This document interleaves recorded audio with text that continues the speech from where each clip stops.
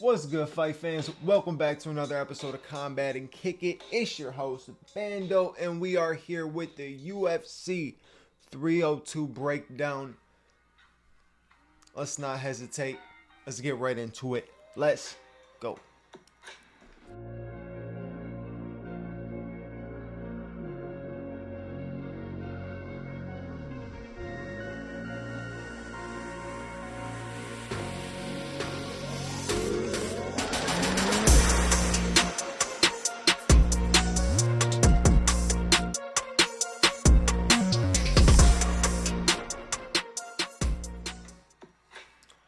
Alright, ladies and gentlemen, we are approaching UFC 302, a massive event. Actually, let me stop. It ain't a massive event. It's a good event. It's a decent event.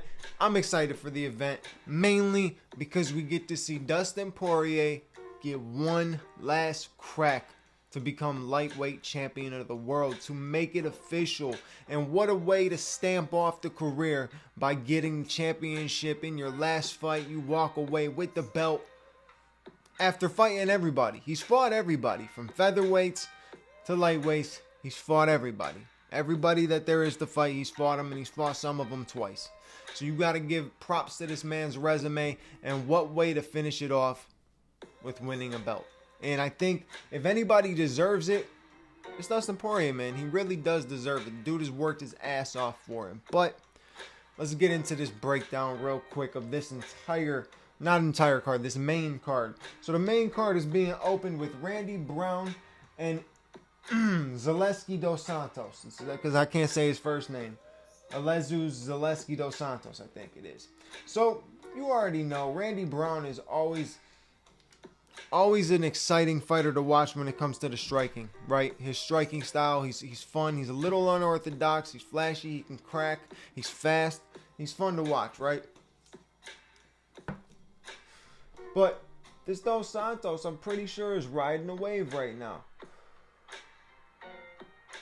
Yep, he beat that Abubakar Nurmagomedov.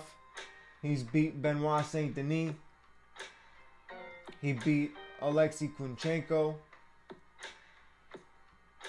Curtis Millender. You know, so he's beating guys. Apparently he's even beaten Sean Strickland by KO back in 2018. That's wild. Think about how the game works like that. So Dos Santos has been in the game for a minute. I mean, he's been in the UFC since 2015, so he's almost on a 10-year reign, but not reign, but 10-year, stretch. But either way, good matchup. You know, I think Dos Santos can get him in either aspect of the fight because he has good jiu-jitsu and he also can crack on the feet. But Randy Brown, like I said, is unorthodox, man. And he could be flashy. He could bring some different shit that a lot of people don't expect. So don't count him out when it comes to the striking aspect, because he can make something happen just like that. So I don't know who I'm gonna rock with in that one, though. I really don't.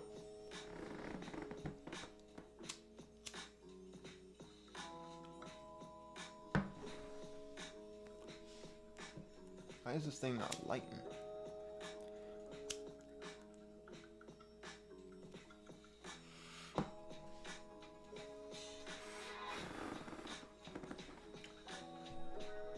So, moving on, you got the Jailton Almeida fight. Jailton Almeida is going up against Alexander Romanov, okay?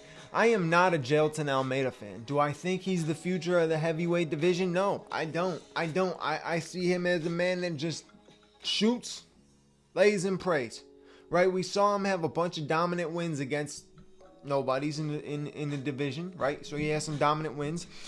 Then you're talking about getting up against Derek Lewis. He takes Derek Lewis down a whole bunch of times and just holds him there, right? Everybody made it seem like it's a fantastic performance. I understand that is a great way to get a win, but it is a shit way to gain fans. You're not going to gain fans by laying and praying, right? Especially against a guy who doesn't really have much defense on the ground to begin with, right? He should have been working for submissions. He doesn't work for the finish. He takes down, lays and prays, but whatever. He got his shit rocked against Curtis Blades, shooting, and boom, got tagged. That's how it goes. That's how this game goes, right? Curtis Blades is nasty, though, so shout out to Curtis Blades. But either way, Jailton Almeida going up against Alexander Romanov. I think it's one of those fights where Romanov is like a bear, man. He's big, he's wide, he's strong. But Jailton Almeida is quicker and more explosive. So in either aspect, when it comes to the grappling or the hands, he's quicker in both aspects. He's definitely faster on the feet, and he's definitely faster in the grappling exchanges. He can shoot very quick. He does have a good shot, but sometimes he just shoots. You know what I'm saying? No setups, nothing like that. He just shoots. So a lot of times that does negatively affect him, and that could negatively affect him in this situation, right? Because Romanov is a big dude. He can sprawl one of those takedowns, stuff it, get in a good position. He has good wrestling. He's got a good background with that, but he could also crack. I think Jailton Almeida has this one, though. I really do. I don't think he's like this top tier fighter yet. I don't think he's super elite yet, but I do think he is skilled enough, explosive, and one of the quickest heavyweights because he's like a former light heavyweight. So he's definitely one of the quickest heavyweights in the game. So I think he can get this one. Like I said, his explosiveness with the takedowns and his speed, just in both aspects, I think it's definitely going to lean Jailton Almeida. Moving on, you go on to Kevin Holland versus Michel Olesiju. I can never say this guy's name. Every episode that I have with this guy's name, I cannot say it. But you could look it up and you will know it. Or I'll put it down here. So either way, Kevin Holland versus Michel, right? How can you not rock with Kevin Holland? You know what I'm saying? I want to rock with Kevin Holland. But after that last performance, I just don't know if I can, brother.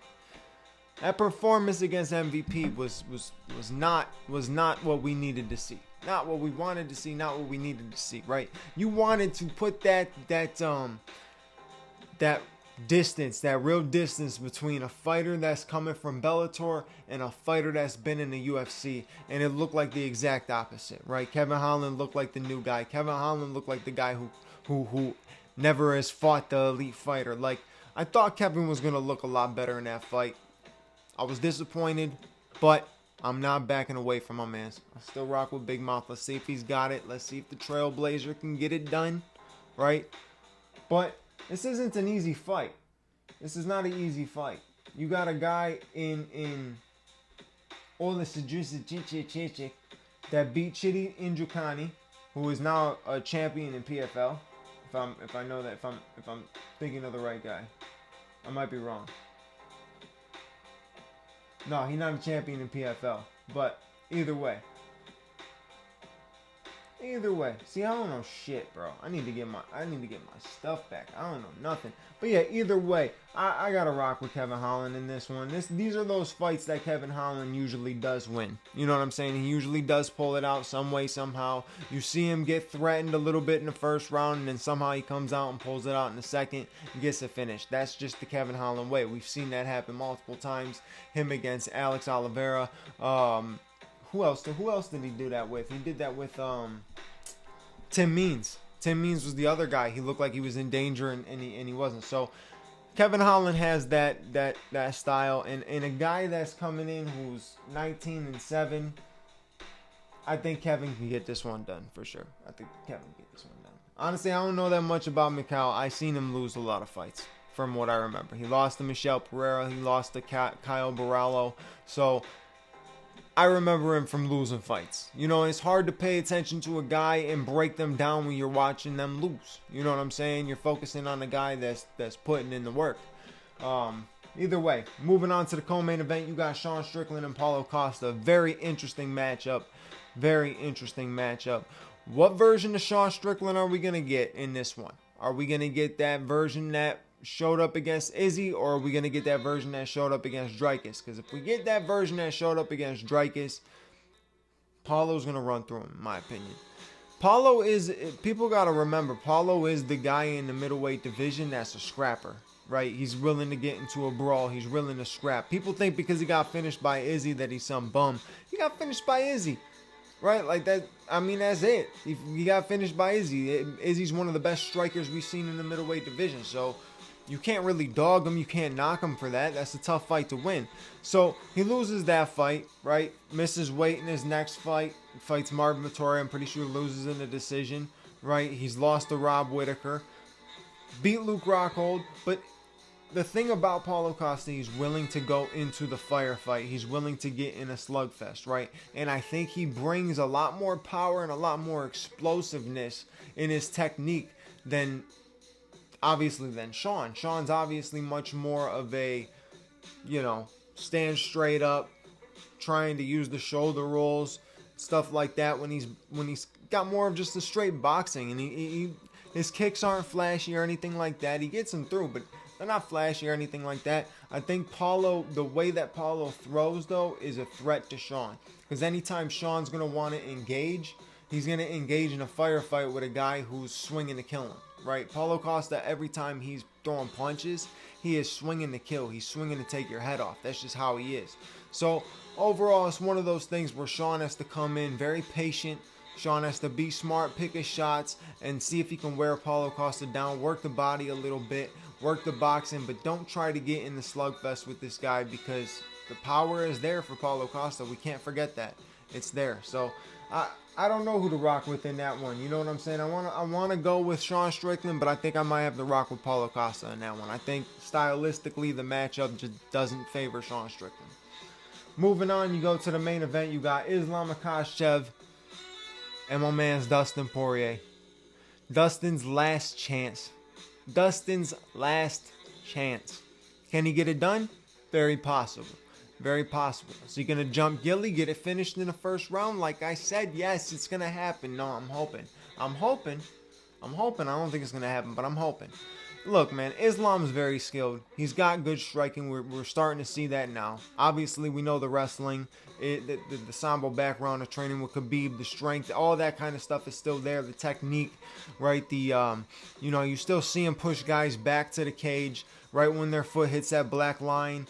They shoot for the takedown while they're close enough to the cage to where they can utilize it. But Islam's not afraid to shoot in the middle, right? Islam will work for the takedowns in the middle.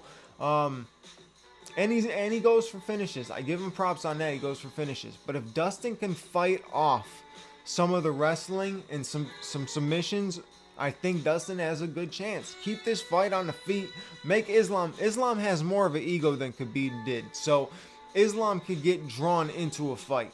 Right? Not necessarily a slugfest, but he can get drawn into a fight. And if Dustin Poirier can draw him into staying on the feet and fighting, obviously when Dustin touches him up, it's going to force him to shoot, right? Anytime Dustin hits somebody who's a wrestle-dominant, heavy-like fighter, they're going to shoot.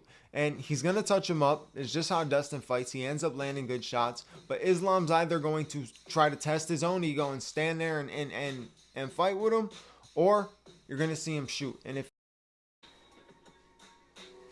battery died on the camera, but we are back. And like I was saying, Islam is going to shoot, right? He is going to shoot. There's going to be moments where Dustin touches him up and it's going to force him to shoot. It just depends on what type of fight this is going to be. Is this going to be a fight where you see Dustin get finished in the first round because Islam just goes straight for the takedown and is able to secure a choke? Or is this one of those fights where you're about to see that dog of Dustin Poirier come out because this is that last chance? This is the last chance. And he already talked about saying that win, lose, or draw, this could be the final time we see Dustin Poirier walk to an octagon. Which sucks. We all love watching the Diamond fight. If you're a Dustin Poirier hater, I don't know what your problem is. Honestly, like he's fought everybody and he's put on some of the most exciting fights in the history of the sport. Easily going to go down as a Hall of Famer, a legend, and this win would cement the legacy so much more. If he can just get this one win, wrap that belt around his waist, and walk into the sunset. Can't beat it. All things perfectly balanced as they should be, right? Think about it. We can possibly have a year where Dustin Poirier becomes lightweight champion and Mike Tyson knocks out Jake Paul. Wouldn't that be an amazing thing? That would put the combat world right where it needs to be. Now, honestly, I'm only focused on that on the Poirier Makachev fight. I can care less about the Jake Paul and Tyson fight. Whoever wins that wins that. But at the end of the day, this one is huge for Dustin Poirier. He has to get it done. It's the final shot. It's his last shot. Can he make it? Well, that was cool. That was cold. That was cold. But honestly, can he do it? Can he get it done? Let's see. We'll see. I think if he can piece him up a little bit, land enough combinations, right? Land enough combinations. If you look at the shot that Adriano Martins landed against Islam Makhachev, granted it was a while ago, but it's one of those check overhand, like one of those overhand right hooks that Dustin's always throwing, the one that he knocked Benoit Saint Denis down with. That's the one that Islam got caught with. If Dustin can time something, I think he can get it done. I'm rooting for Dustin. But you know, it's hard to go against a guy like Islam Makhachev. And I think he's probably going to get it done. But I need Dustin to do it. We all want to see Dustin do it. And it's not even Islam hate. It's there's no hate against Makachev at all. You know, I used to have hate. Most definitely. I mean, he beat my boy. It is what it is. I'm still sick about it. But either way, right? It's just because we're all fans of Dustin. We want to see Dustin get this done. So we're rooting for Dustin Poirier for sure. But that is the UFC 302 breakdown. And I'm excited for these fights, man. I am. They're not the craziest, but I'm excited for these fights.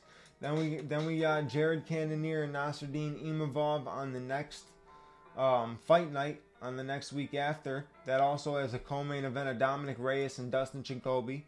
And then you got Raul Rosas Jr. going up against Ricky Turcios. That fight was supposed to happen, right? And then fell out like right before the fight. I think Raul Rosas got sick right before the fight. So that had to get called off. So now they rebooked it. So that'll be a good fight. So decent little free card. And then you got another free card with Alex Perez and Tatsuro Taira. It's a chance for Tatsuro Taira to fight somebody with a name and push himself higher into the flyweight division. So could be a decent fight. And then we'll be on to Whitaker and Chimaev. Then we're on to 303. UFC 303 has a official fight announced for the co-main event. Right? I was telling you that Jamal Hill and Khalil Roundtree was off. And there was possibility that it would have been Jamal Hill versus Yuri or Jamal Hill versus Dominic Reyes or something like that. And it's all wrong. Jamal Hill is going up against Carlos Ulberg. Interesting fight. Realistically, interesting fight. Sucks for Jamal though. It really does suck for Jamal because there's no elevation from this fight. Right? Unless he can go in there and get a quick knockout and put it to Carlos Ulberg real quick. But besides that, there's no big win for him in this fight. And if he loses, it's just going to elevate Carlos Ulberg and then put Jamal in a really shitty place. And that's not where I want to see Jamal. Obviously, I wanted to see Alex beat him, but it's not out of a thing of me disliking Jamal or anything like that. I wanted to see him beat Glover when it came around. But you know, you don't want to see him fall twice, and you don't want to see him now fall to a guy who's ranked below him. That's even worse. So hopefully Jamal can get that win and bounce back. But so far, like I said, UFC 303, they got to put some more on this because this is not enough. That's all I'm saying. It's not enough. Alright, well that's it for this episode. Like I said, I had to come through with the UFC 302 breakdown. So I appreciate you for watching. You know what to do. Like, comment, subscribe, hit the bell notification button so you know when the next episode is out. And I will catch you on that next episode. Your boy Bando is out. Peace.